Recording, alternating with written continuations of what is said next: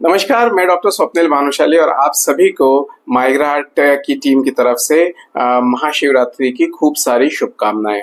तो आज हम एक आपको स्टोरी सुनाने वाले हैं जो भगवान शिव जी के से जुड़ी हुई है।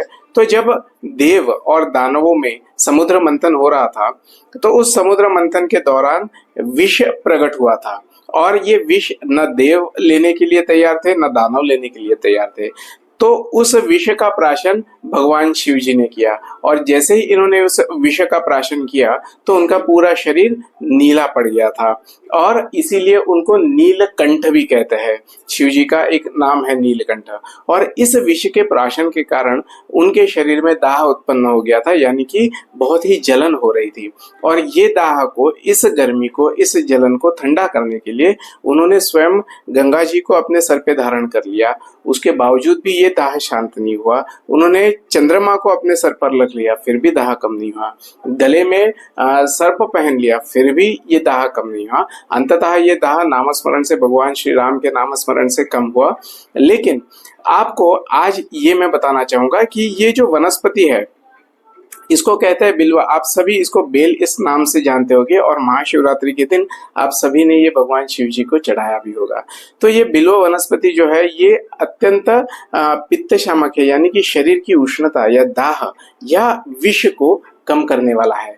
तो ये बिल्व जिनको जिनको फूड पॉइजनिंग बार बार होती है या एसिडिटी जिनको ज्यादा होती है, शरीर में गर्मी बहुत महसूस होती है, आईबीएस जैसी कंडीशन है जहां पर लोगों को बार बार लूज मोशंस को जाना पड़ता है, बाउल जो है वो इरिटेटेड रहता है, या फिर अन्य किसी भी कारणवश मान लीजिए कोई हार्ड केमिकल का सेवन हो गया हो या फिर अन्य किसी उष्ण पदार्थ का सेवन कर लिया हो जिसके कारण शरीर में जलन, एसिडिटी, पित्त बढ़ना, ये तकलीफ अगर होते रहती है तो इसमें ये बिल्व वनस्पति का, बिल्व का रस अगर आप निकाल के दिन में 2 बार 2-2 चम्मच या 3-3 चम्मच लेते तो ये काफी लाभदायक होता है।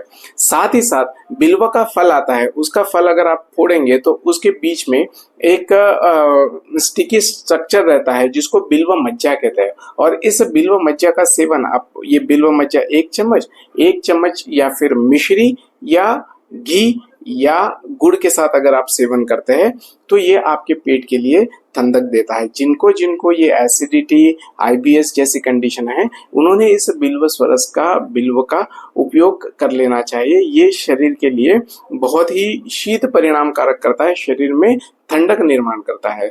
तो आइंदा जब भी आप भगवान शिव जी को बिल्व चढ़ाएंगे तो याद रखिए आप भी इस बिल्व का रस जरूर पीजिए। यह आपको निश्चित आरोग्य की ओर बढ़ाएगा।